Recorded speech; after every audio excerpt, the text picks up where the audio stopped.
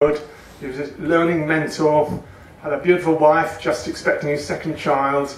All his ways were of non-violence and of liaise with Parliament. Tony Benn's son came down to visit him, helped him open the Hamara Healthy Living Centre. His stepmother invited to Buckingham Palace. It was quite a noticeable family. Had nothing whatever in common with the ghastly spectre we're given of Khan sitting on that Edgware Road coach with the rucksack bomb. So what we have at this inquest process somehow journalists with no analytical faculties just reporting what they're given. That's the way it goes on. If it's a game of football or something, they can be critical and evaluate it all, but when anything to do with the enemy is given, the London bombings, you have a demonised enemy image. We, the people of England, are told who to hate and fear. When that demonised enemy image is cast, then you get the media responding without any critical faculties at all. They all sing the same hymn sheet, they just say what they've been told to say. Okay. Now, I would say, in my book, I argued the explosion seems to have come from underneath the coaches. That Edgware Road coach, the very first testimony, a very celebrated one, a Guardian journalist called Mark Hohenbaum, and he was outside Edgware Road listening to his testimonies that morning. He sent his audio testimony to the Guardian office describing Edgware Road coaches lifted off the rails by the force of the blast.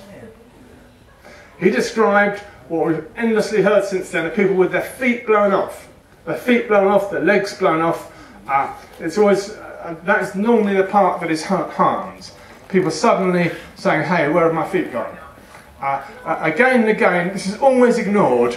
It's ignored by the inquest, just as it's ignored by the 2006 Greater London Assembly hearings. Whenever people say they're hearing the evidence, or let's see the evidence of them, they will ignore that aspect whereby the blast doesn't seem to come from some guy with the rucksack on his lap, sitting on a chair, who nobody saw at all, but seems to come from below. And I think the windows imploded. Everyone was covered with soot at the end of those explosions that sort of come from the outside of the carriage, from the underground, and the witnesses do not in general experience a bomb going off. All of the witnesses, when they come out, I think more or less all of them, they think either the train has hit another train, or the train has hit the wall, or a power surge has happened. Those are the stories. And they're given the bomb narrative. Bomb has gone off once the London number 30 bus explodes at 11 o'clock that morning. Okay, so you need to realise this is a totally fixed, prescribed narrative. And let me say, within the context of what this whole new millennium is about, you get this what we call false flag terror unfolding in a terrible way, as if somebody who we don't quite know has taken over control of our world. And the most recent one has just happened out in Norway. I suggest you mull over the date then, 22/7/11. Those numbers keep echoing. The archetypal one was 9/11, okay? And a basic study of 9/11 and how that was fabricated and set up to blame Muslims is a very valuable starting point for looking at the London bombings, okay? They have a lot in common. I'll just give you one little example. The very first blast that went off that morning in London, when did it happen? Now the inquest totally clarified this. They're proud of their precision timing they got. It was 11 minutes to 9 at Aldgate. In fact, you know, sound a bit silly, they gave it to the nearest second. 11:00 seconds. 11 minutes to 9. Aldgate blast, okay? So you get these, somebody's playing these funny number games. This was mentioned at the Madrid bombs. The judge was evaluating what was going on. Madrid bombs were 11/3, okay, 11th of March, 11/3, and it turned out, oh gosh, fancy that, it was 9/11 days after 9/11, and the judge said that was un facto cabalistic, so this funny number games seem to be being played, and I kept noticing that with the inquest. For example, the 52 dead, right? Now you must say, well, 52 died, what about that? Well, firstly, the Australian Prime Minister announced it. How he came out the day after. Oh, terrible, 52 dead. Well, hang on, how did he know that? And it seemed rather preordained. Somehow there's going to be 50 dead. Then it was officially announced on the 11th of July, 50 dead, when 2 of them were still in hospital. Still for wounds, which they subsequently died of. So it's a bit like a pack of cards with 52, with 4 lots of 13.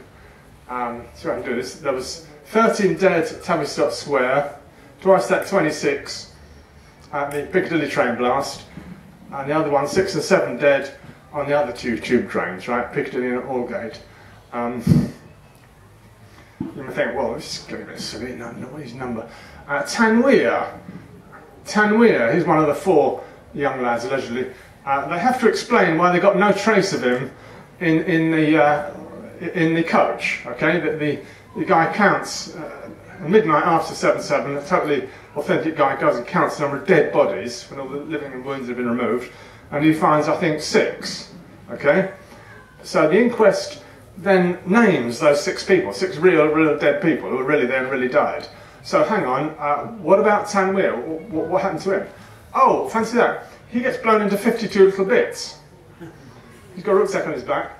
And so they claim to have 52 different DNA samples of him. And that's why, you know, a bit of spine here and so on. And that's why they can't identify him. Now this story is really silly. They did the same with Khan. There was no trace of Khan with the numbers counted. So 7 counted. And they had to say, oh, he was blown into so many bits, nobody could, that he couldn't be identified. So I think that what is going on here is something that will not sustain any rational debate or discussion. They always want to put this on. Steve and I went to one of the earlier events in which they, a trial, in which they let out a whole lot of government information about 7/7, what's supposed to happen, but it's always let out in a context where nobody can question it or discuss it. Okay? We, the British people, are never allowed to grill or ask questions about that you'd all like to ask whenever you get a bit of a story that doesn't make sense. Okay, so I'd like to I'm putting 7/7 in a general context view of the unfolding false flag terror, that you need to understand why we're living in this nightmare horror of everlasting war. Well, whatever the reason is, you're conditioned for it by these false flag terror events. Try and make out that you've got Islamic enemies. Actually, you haven't got Islamic enemies. You've got Islamic countries where we steal their oil and whatever else we can, but you haven't really got Islamic terror in this country, as far as I can tell. I mean, do please disagree. Take questions. Feel free to disagree. You've got fabricated terror. The year after 9/11 was Bali, the Bali bomb. Okay, that was, I think that was 10/11, the number. You had one to 9/11. I think it was, anyway, it was the year after, and that was immediately pinned on a quite innocent, fairly innocent young Muslim, Amrotsu. It was allegedly let off a fertiliser bomb. It was actually some sort of micro-nuke that totally volatilised everything in the area. And you might find that a bit comparable to what's just happened in Norway. An enormous blast has just shattered 3 huge government buildings. And you're told some lone nut let off a fertiliser bomb with ammonium nitrate. I'd just like to say a little bit about Moadib and the ripple effect. If you want further information about the alternative view, a gentleman calling himself Moadib, whose actually real name is John Hill, who lives in Ireland, has made a film which is available in bits on the internet, or if you're lucky you can get hold of a DVD. And this presents quite a sophisticated alternative version of where the alleged bombers, where the accused bombers were and what they were doing at different times. Now, Nick was one of the people who discovered that the train that they were supposed to take from Luton train station to get on the trains never actually ran. this means that it's very likely, and this is part of Moadip's theory, is that they weren't actually on the trains that blew up for the simple reason that the train they were supposed to catch didn't actually run. That means they were late and they didn't get there. Right, so what happened to them? To go further into this, we've actually got to look at the strategy. And assuming that they were being controlled by some unstated agency that was running this whole operation. Well, one theory is that in fact there was film of the bus bomber. As you were saying. Yeah. Zane walking around in a boots, I think, in a shop, and on the phone, right? Now, one suggestion is, of course, that the official suggestion is that he was phoning his Confederate alleged bombers, but in actual fact, he may have been phoning up his control list to find out what to do. Because you probably know phones don't work in the underground, so he can't have been phoning them if they were underground, or trying to. So one suggestion is that actually they were called in to base, to a place which is near the Canary Wharf. Now on that morning on Radio 5 there was a report there were some terrorists who were cordoned off and shot in Canary Wharf. There was certainly an area near Canary Wharf where people were cordoned off and they weren't allowed to go. So this gives quite a possibility that in fact there is an alternative scenario as to what happened to the bombers who were never actually on the trains or the buses. Moadip sent a copy of his film to the trial that was being held of the young men who were supposed to have been friends of the alleged bombers on the basis that they could be conspirators. Nick attended this trial, but Moadip anonymously sent some copies of his DVD to the judge as evidence. As a result of this, they tracked him down and he was arrested in Ireland and extradited and put in prison. He was held in prison until the end of the inquest, which is interesting. And finally he was tried for trying to interfere with the course of justice, and the jury found him not guilty. So Moadip is free now, and he's actually been working with Nick. I'm going to hand it back to Nick now, but I've got time for questions. I would also probably look at some very inconsistent things about what's happening in Norway, what's been happening in Norway. Yeah, thank you, Steve. Let me add, another tremendous development comes from South Yorkshire, where a police principal intelligence analyst had the job of writing each year the analysis of the main threat and terror problem that the local police had to deal with in Yorkshire. And this happened a year ago. He wrote them a report saying, listen, the main terror threat is coming from the British government. They fixed up July the 7th, any other outside influence, just as the Americans did 9/11. We need to study those two events primarily. Any local Islamic terror is fairly insignificant by comparison, because the police are obviously harassing Muslims quite a lot and going into their mosques in a very intrusive, unpleasant manner. And he was implying there's no need to do that, and better look at where the real terror threat is coming from. So they sacked him, and he's appealing against being unfairly dismissed. So this is somebody who cannot possibly be described as a loony conspiracy theorist. He hasn't got any dark secret in his past that can be exposed and ridiculed as having some weird side to it, because those of us who get into this side often have some unusual non-conformist psychology that can be used to ridicule people involved in it, or unemployed, on the dole or whatever, and they can be dismissed, and are dismissed and vilified on those grounds. Tony Farrell hasn't got any such stain like that they can get him with. He's a Christian, and his religious faith did not allow him to bear false testimony, which would have been involved in doing what they wanted him to do, his strategic threat assessment.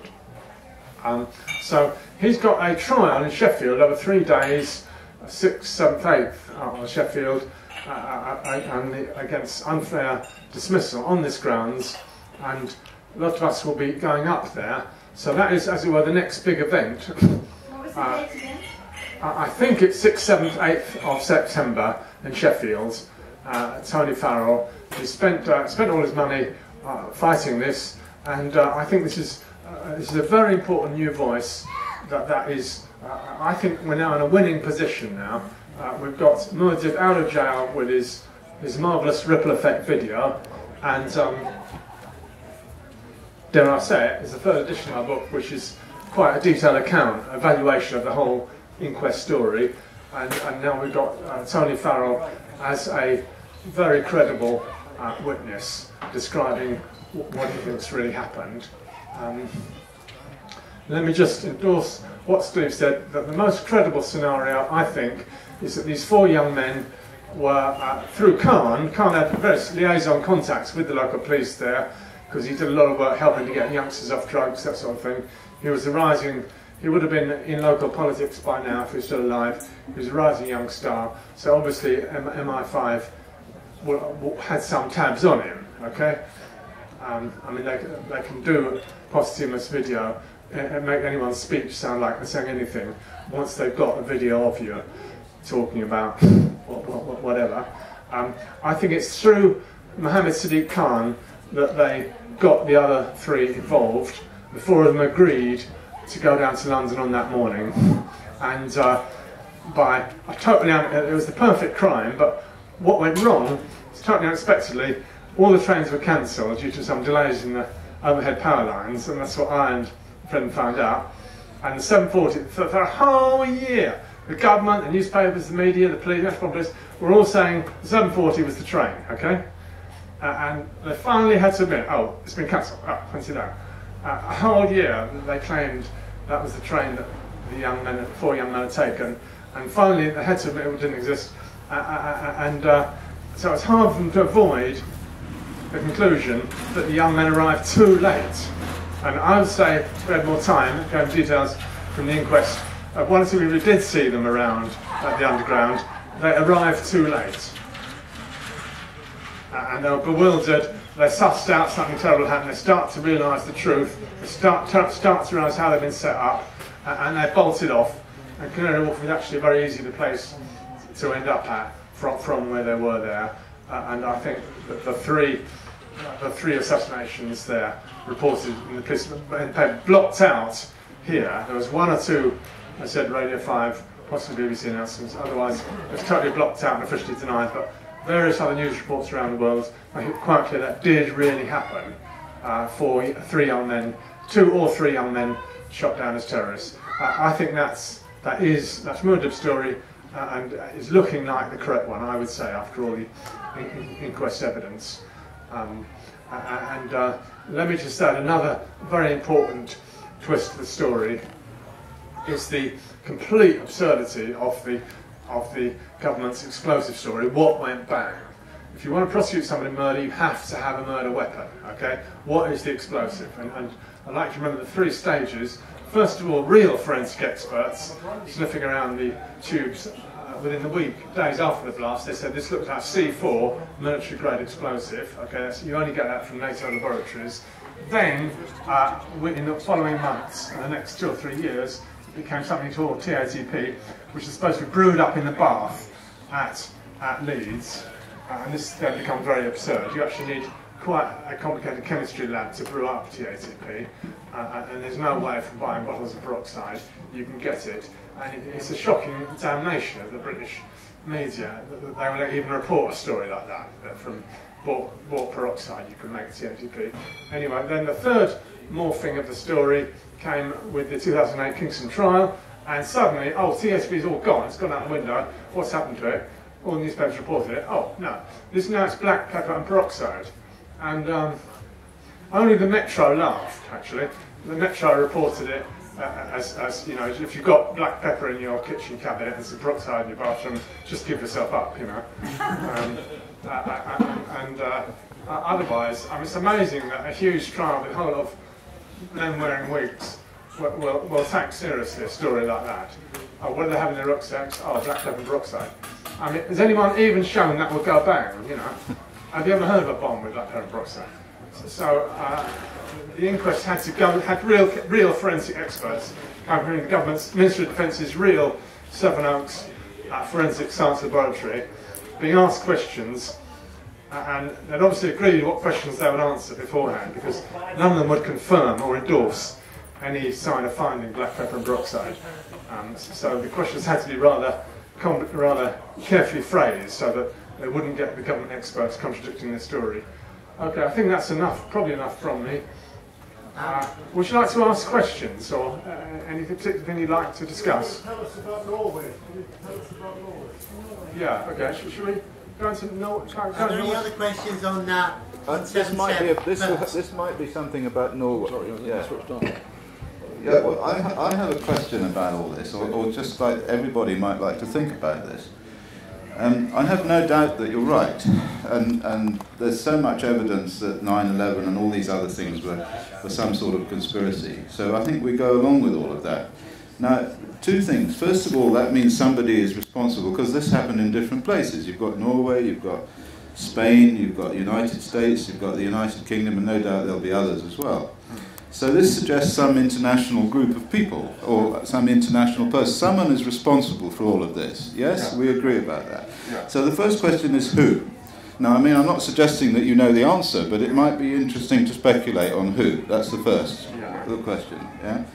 And the other thing, which I think is more interesting, is how it is that people who get to be in power, who are often fairly nice guys, you know, we've all known them, people who in opposition seem to be okay, or in opposition in, in the police. Tony Blair was in CND, yeah. Well, okay, no, but we know that there seems to be some threshold filter position where you go up through it, and either someone puts a pistol to your head and says, look, one word of this conspiracy, or they say, actually, the whole world is being run by the Martians, and now we can tell you this, but you mustn't tell anybody else. It's this kind of thing. There seems to be some sort of glass partition between the people and the people who then, ordinary people who suddenly go through this glass partition and turn into zombies or maniacs or nutcases or control freaks or whatever it happens to be. So these are the two interesting questions. Who's running the show, and how do they stop people in the, once they go through the glass partition from blowing the gap? Yeah? I can leave the second one to Steve. Can I just comment on the Norway bit? Because I think there is the terrible mystery, who, which is a bit similar to this this question that's been asked. In Norway, you get a gigantic explosion shaking buildings, and I haven't seen any evidence for a car bomb or whatever, and it's totally lacking credibility that one lone nut can blow up several government buildings like that. And the idea of ammonium nitrate fertilizer doing it is a total absurdity, okay? Then he zooms over to this island, somehow acquires a police uniform, he somehow dresses the police uniform, and then he's shooting these youngsters, and there's at least one other person with him shooting. There's a scene, they see bullets coming from two different locations, that's what this is described. So there's a coordinated endeavour, and the police, what are they doing? First of all, the police helicopters that should have been there in 5 minutes are 20 of them all stay down on the ground, okay? They're just like the Andrews Air Base in 9/11, which was 10 miles away from the Pentagon and didn't do a thing, okay? The Norway anti-terror sort of helicopters are all staying on the ground, and the police, what are they doing? Oh, they drive along, then they get to the island, then they faff around trying to find a boat that works, and then they faff around trying to put their equipment onto a leaky boat. It's like some Keystone Cops comedy, and they take 90 minutes to get there, okay? 90 minutes. And then finally get there, what do? This deadly killer just mown down 9 people, they just call out his name. Puts his gun down, he comes through. That's all. They call out. How do they know his name? So that is the story, and it's clearly not what it appears to be. And the whole immense momentum leading up to it is Norway defying Israel. Okay? Norway demands the walls come down. Norway is going to recognise the Palestinian state. Norway is demanding a total boycott against Israel, and so forth. And Israel has been warning them. Norway's been quite a long time aggravating Israel like this. And also withdrawn support for the attack on Libya 10 days previous. Yeah. So it's as if they had to be taught a lesson. The empire was teaching them a lesson, and not only teaching them a lesson, but it's showing, see what we can do. We can even manipulate your own police force. And who do you think is safe from us? It's giving that quite frightening message. Yeah. Does that answer your question? Yeah. Okay. Obviously. Can I just one little thing on that? Is there any relationship do you reckon? Thank you. This springs to mind immediately. Is it thought that there might be some connection between the death of the Prime Minister of Sweden, which was never resolved? What was his name? Olof Palme, the double piece, yeah. Yeah, and I have seen some insinuation in the press about that, and has anyone investigated that? Yeah, I don't know, sorry, I don't know. Okay. Yeah. Yes, there must be. There must be, yeah. It's about the banks, isn't it? I'd like to make a comment about your question about the glass ceiling. We've always thought about this. How can I say it? It's like a black box, right? You know what a black box is? A black box is something where you know what's going in and you know what's coming out, but you don't know what's in the middle. So in technology terms, it's called reverse engineering, to work out what the mechanism could be in there that's working, right? So this is the situation we're in. Yes, there obviously is a worldwide, very powerful network of what could be a relatively small number of people who are running this.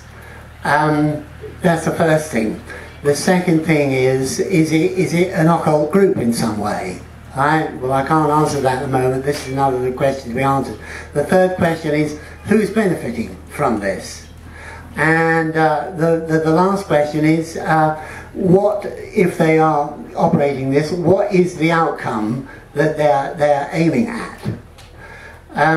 So we look at these questions. Well, and where did it start? Right? Well,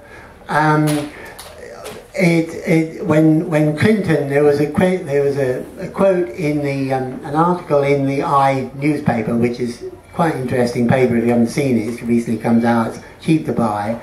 And an article in there said in so many words that when George Bush took over as president, he took over a country that was at the height of its world power, as the only world globe superpower, with a strong economy and basically basic morale.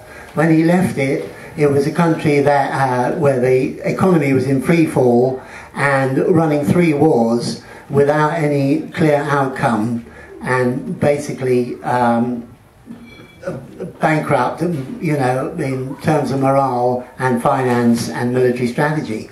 So this is a clue. Now, is George Bush behind it? Well, people are saying that George Bush himself is a front, right?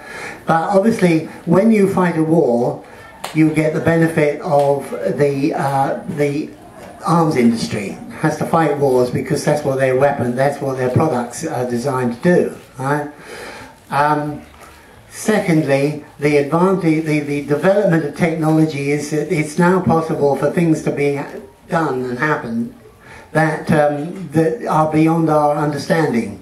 So there is possibly a secret technology which is in operation. The third thing is, I don't know if any of you saw the Murdoch inquiry, the inquiries into the activities of Murdoch newspapers with the phone hacking.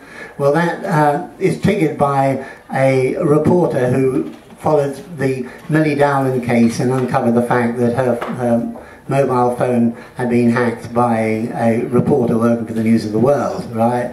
This has come round, this has opened up a whole can of worms as far as the Murdoch organisation is concerned.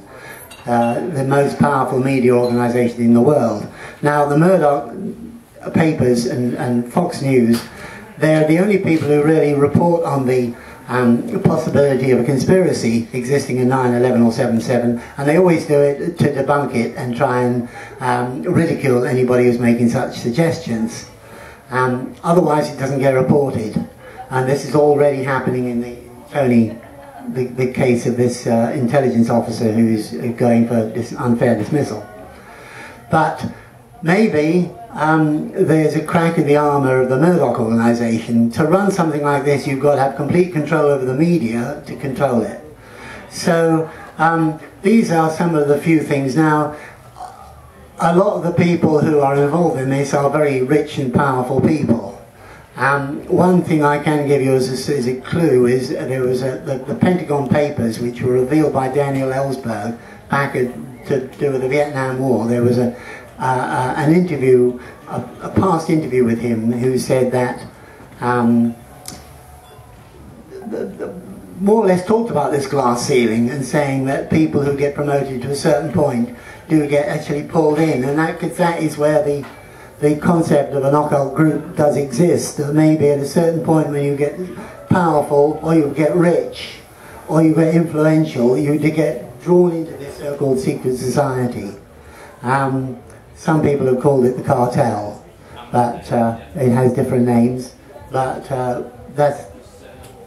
it's really up for us to make up our mind and find out how to operate against it. Just add, my book uses the metaphor of the axis of evil of Britain and America in their military aspects, and also Israel as masterminding these false flag terror events. With the London bombings, you get very strong evidence of American input. Like the timing was obviously the day after Tony Blair and George Bush met up at Gleneagles, so they could walk tall against terror together. A whole lot of the information being released kept coming from America, like photographs and stuff and bits of the story. Israel kept displaying signs of precognition, of knowing in advance that it was going to happen. Israel always has some sort of involvement in these terror events. So that is the general area where participation in these events comes from, usually. Okay, any other questions?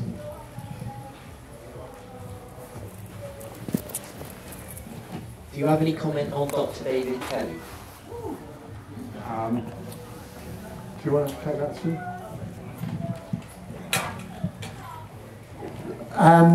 Assassinations, right?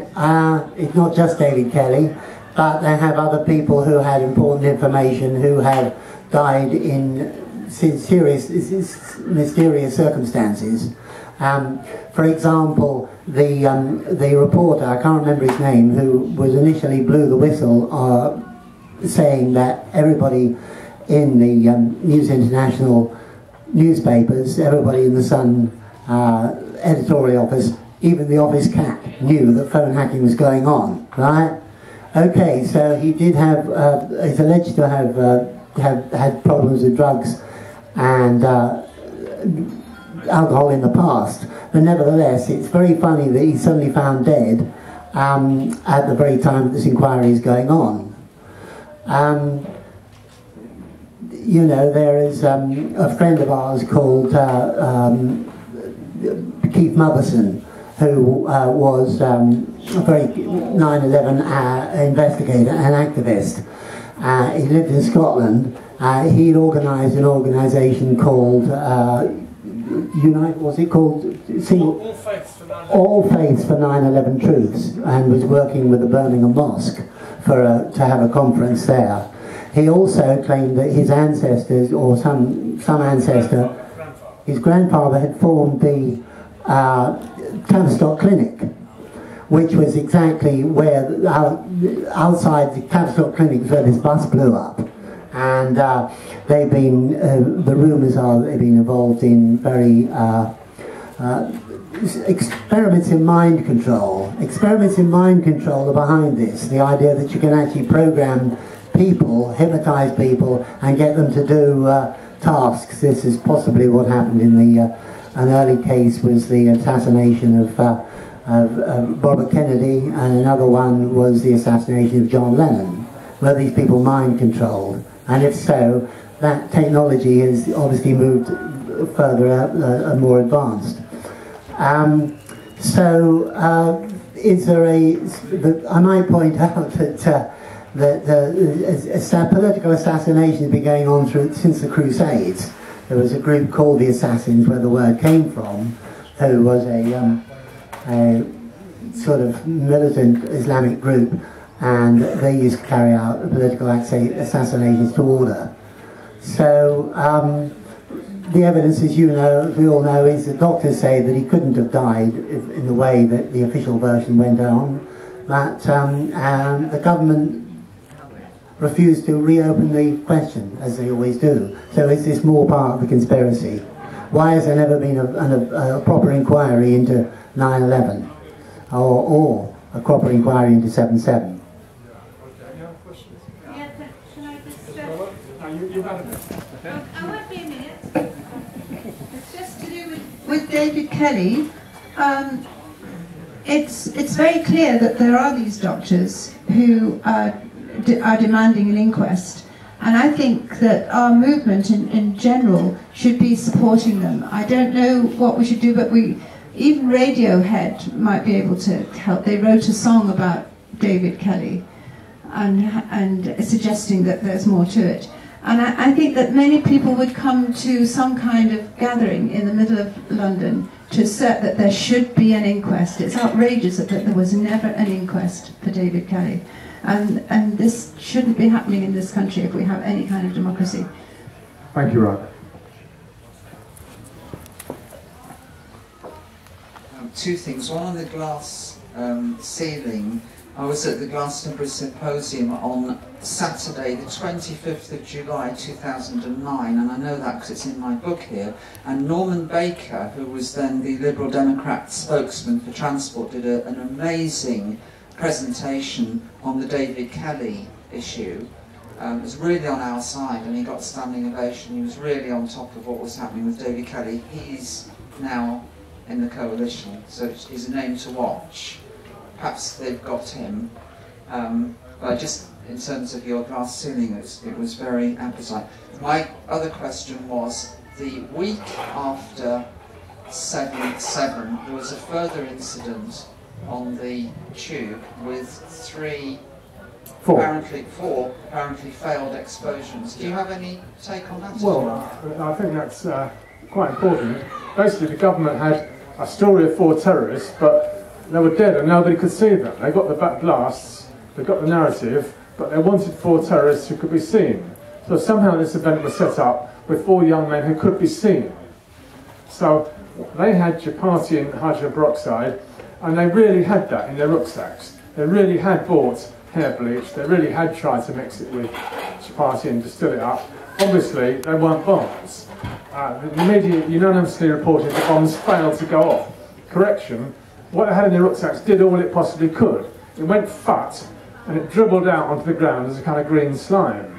That's all they had in their rucksacks. I went to their court, we went to their court, and heard their story, and they said, we want to do something to bring home to British people the reality of being bombed in Iraq, but our faith does not allow us to kill anyone or harm anyone.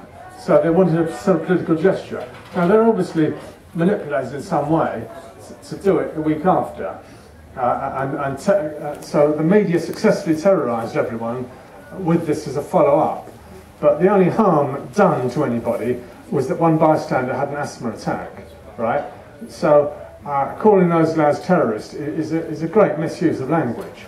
And they're all in jail now for life, 40 years.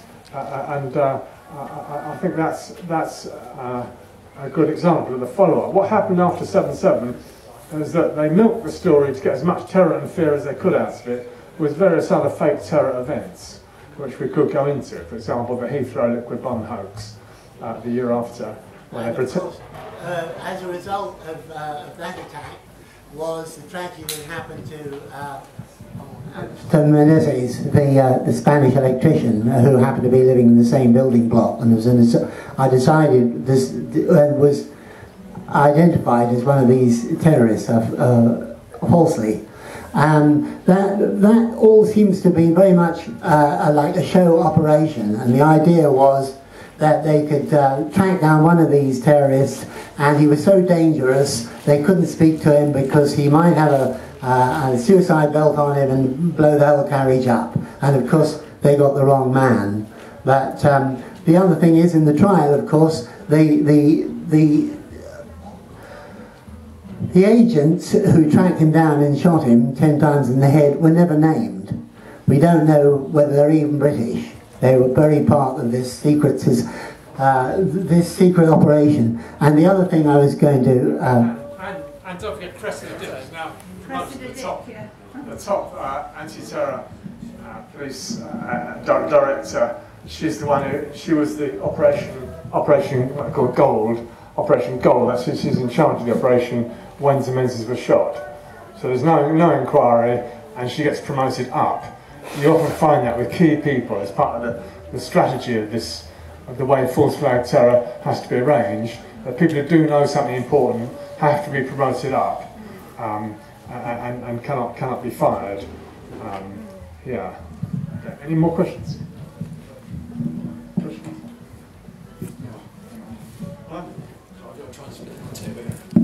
I'd just like to say quickly that we've seen the Chief of the Metropolitan Police resign in dishonour. We've seen his deputy resign as a result of the Murdoch inquiries. But the intelligence services, who are senior and over above and effectively are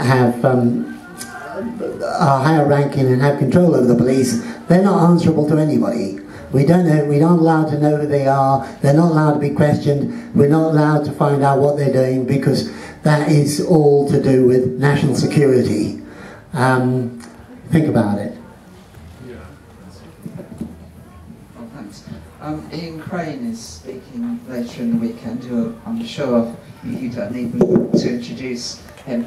He's, again, I saw him last week at Glastonbury Symposium. He's talking about the 2012 Olympics. Have you got any take on what's likely to happen with all of that? I'm not looking to any crystal ball, but Ian Crane was our president for the great days of the 9/11 Truth Movement, and did a wonderful job. And I'd certainly urge everyone to go and hear Ian, if you can. But he does like a story about a fake UFO staged invasion at the 2012 Olympics. Yeah, I don't know whether he'll still tell you that. Any other questions? Any other questions? We'd just like to say a few more things about the Norwegian thing, which the official version is that this guy is a lone nut and he went onto the island to shoot these children, right? Now, as the lady there mentioned, he was actually attacking the socialist government of Norway. There used to be a socialist government in Sweden, and now there is a capitalist so-called right-wing government in Sweden.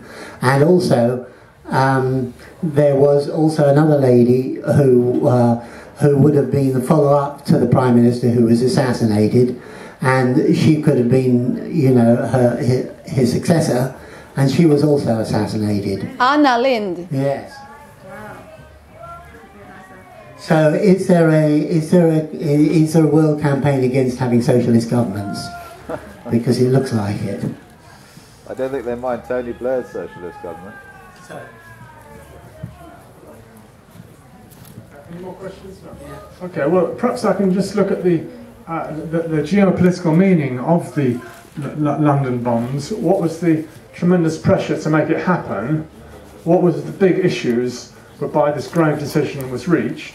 Well, if you remember, there were worldwide concerts with a campaign to make poverty history and forgive the debt for Africa, okay? If you can remember the terrific optimism we all felt then with those concerts, that they were telling the forthcoming G8 summit at Gleneagles to do something about forgiving poverty for Africa. Now, if it weren't for 7/7, they would have had to do that, okay? The big multinationals would have had to take their snouts out of the African, of all the wonderful riches and wealth of Africa, diamonds, gold, and minerals and so forth, and give Africa a chance to determine its own fate. That was the pressure what the whole world was expecting. And then the day before, Paris had halfway built this forthcoming Olympic stadium, and France assumed it had got the deal, and then mysteriously, oh no, Britain's got the deal instead. So that was a terrific decision in secret.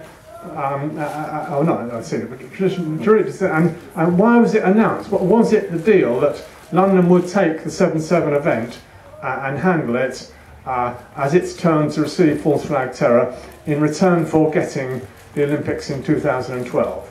Well, whatever way you like to see that, what happened within a day or so at Gleneagles was that suddenly Bush and Blair met, and Bush was a politician who couldn't possibly have held his own amongst other politicians. I mean, he couldn't really talk politics in any coherent way to anyone.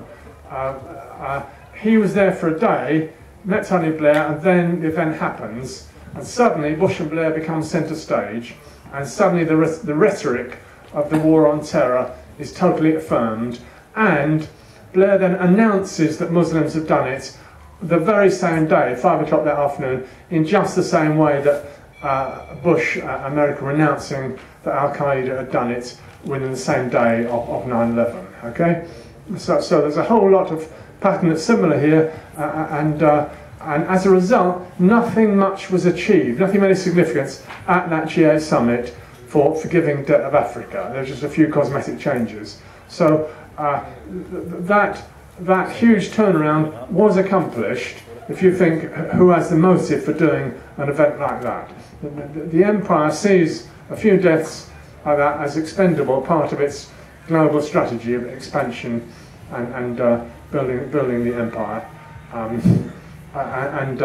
There has to be an enemy that you all hate and fear. That is the primary requirement in our lifetime of politics, right? That people have to live in fear.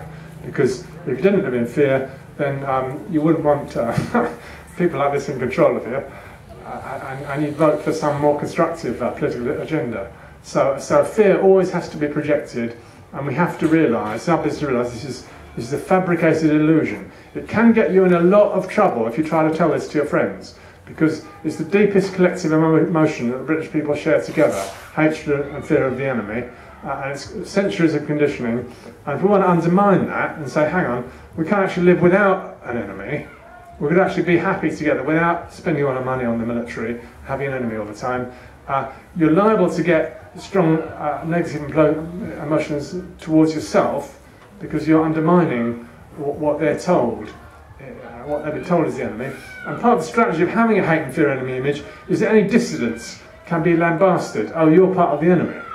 That's been going on for centuries, right? It used to be, old timers remember, oh, you're commies. Oh, you must be some commie. You must be some commie pinko if you didn't hate and fear the Russians correctly. And now we've got a different kind of terror threat. It enables useless, no-good politicians to be in control and to control you. That was very much part of the agenda, which is our business to undermine. Do you want to? Woo! Someone want to say something? I was wanting to get, and I've got the microphone.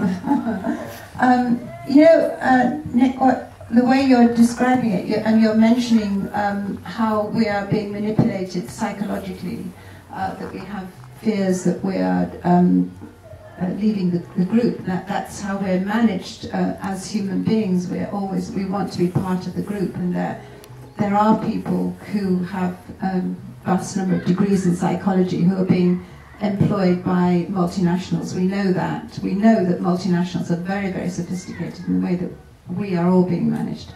So why do we not, as a movement, have our own way of laughing at all this conditioning by using video games? Because if we laugh at ourselves and show that we've seen through it by using video games, and young people will come on board because they're very smart now. We've got a lot of smart young people who know how to use technology, and we should be having a lot more of this technology available to people who understand that something weird is going on, and we need to play with it and we need to question it, but not just in this format, but in all kinds of other ways that are quite playful, where we end up seeing our own conditioning and laughing at it. That's just one of the ways that I celebrate the slut walk and the use of the lovely word cunt and the Sheila Nagig, is to get through our sexual conditioning. And I think we need to have a lot more fun in this movement. Sounds great, Roger, yeah. Unfortunately, video games are being used by the other side, as you know. Most of them are war games, you know.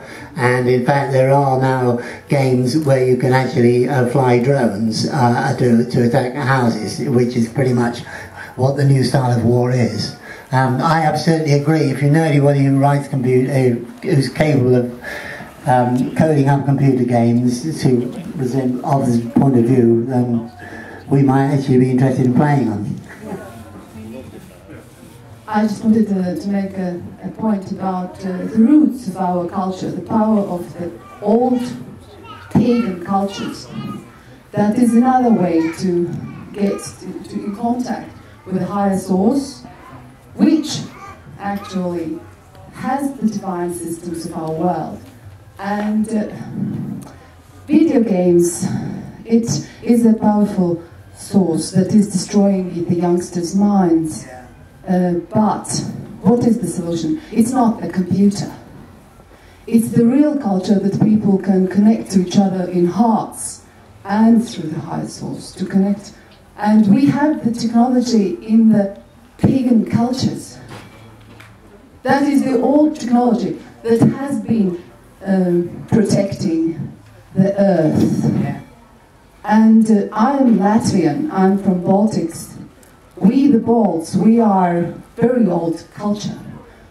We are one of the oldest languages of the world. And we are now restoring our old culture and loving everybody and healing and doing these rituals and connecting as people, grabbing each other in hands, doing these sun rituals and together with the source without any Jesus Christ knitted on our old cross, pagan cross, with some horror movie of a bleeding Jew. Away with that. Connect to the source directly. Love each other. That's Indian culture. It's the same, sort of. Put Indians in charge in United Americas. I think we all agree with that. Nick and I spent some time down at the solstice, celebrating at Stonehenge and looking at some of the ancient sites and the remarkable culture that did exist 5,000 years ago in this country, and the energy is still there. And the other thing is music.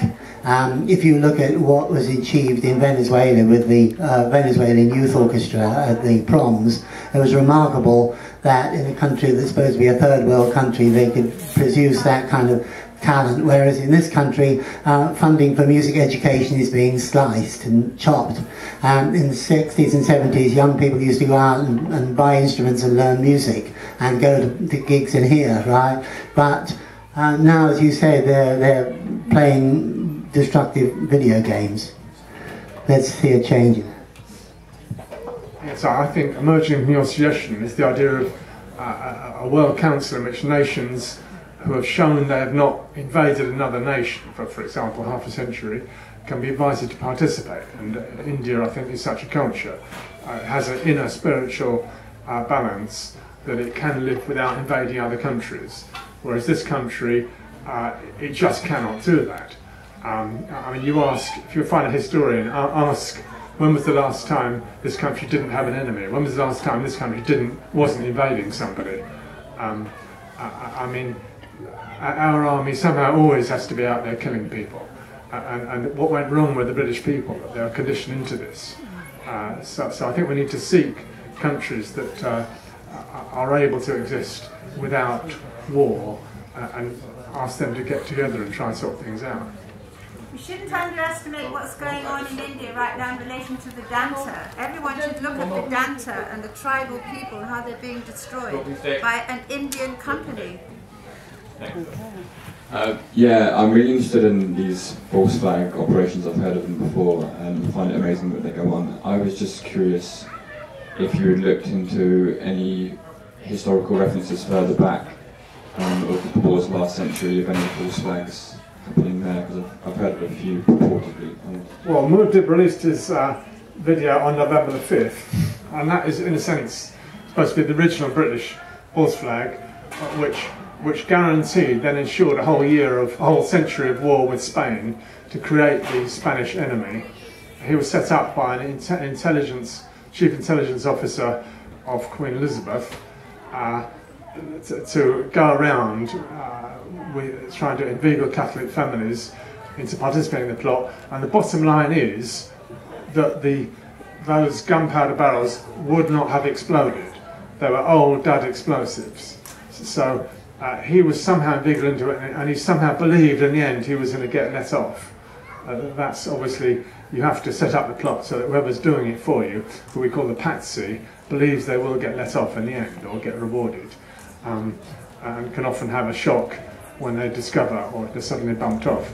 So Guy Fawkes, I think there's a good claim now to be an original British false flag terror, and Webster Tarpley is very good on this. I recommend Webster Tarpley, his books, and he would say that Venetian intelligence had a lot to do with engineering an event like that. So, but broadly speaking, within what's called the truth movement, we tend to think of this as very much a new millennium type event. There was the Oklahoma bombing in '96, which was probably done by the FBI, and we'll never really know who it was done by, and blamed on a lone patsy with a fertilizer bomb, which couldn't possibly have blown up that Murray building. So that was an event within America, and that was obviously intended to have the blame fall on Muslims, and all the early reports said it was Muslims done it, and that didn't succeed. So part of the skill of setting up a false flag terror event is to get the blame to, after you've done it, to get the blame to fall where you want it to. And Oklahoma bombing is an example of one where it didn't quite succeed. And before that, obviously, there was the '93 attack on the World Trade Center. And you could say that over that decade, the new enemy image was gestating. Remember, the commie menace terminated in 1991, okay, when the Soviet Union disintegrated. And after that, a whole decade, the military didn't have an enemy. So they were in a terrible quandary of having ever-increasing arms budgets and no enemy. So during that time, they were formulating the Islamic terror menace, which really, the whole world then really heard about it at 9/11, okay? Yeah, there's quite a history of false. Is this on? Yeah, quite a history of false flag terror operations. Of course, the Nazis did it. They used Polish convicts dressed in military uniforms who they shot dead in order to justify the invasion of Poland. Hitler has repeatedly burnt down the Reichstag and blamed it on the communists. Pearl Harbor, apparently there was foreknowledge of Pearl Harbor by President Roosevelt, and he let it happen because he knew it would unite the Americans against the Japanese. So it's a pretty common tactic. Just like to say that. We're slightly overrunning now, so if there's no more questions, we'll wind up. I'd just like to say that Nick's giving a talk this evening entitled "The Venus, the Path of Beauty." What time is that, Nick? Yeah, and that's only at Avalon Rising, around about 8 o'clock, 8:30. And there is another talk on 9/11 here this afternoon. You can see his details on the board. Can I make an announcement? Yeah. This lady spoke about how young people are now connecting them with the old pagan roots that we all have. There will be a gathering on Sunday morning, 11:12. We're meeting up in front of Small World. I think most people know where Small World is. And we'll be celebrating the life of a young man who recently died, called Alex Lee. If you don't know him, you were affected by him. All of us have been affected by Alex because he worked extensively and untiringly through the festival movement, and the Festival of Life was one of his main things.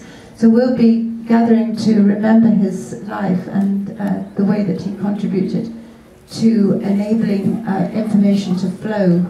And so a lot of young people will be there, and what we need to understand is that we need to make every possible route towards understanding the pagan. Oh, I've lost it. Okay. So it's just about the pagan, and I totally agree with what this lady was saying, and that any possible route that we have is available to us and can be merged and connected. I'd just like to say, if you're interested in this false flag issue, this glass wall issue, glass ceiling, I suggest you have a look at two documentaries about how the Rupert Murdoch and News International have been controlling the British government. They'll be on Watch Again on Dispatches, Channel 4. And anything by the filmmaker Adam Curtis is well worth watching.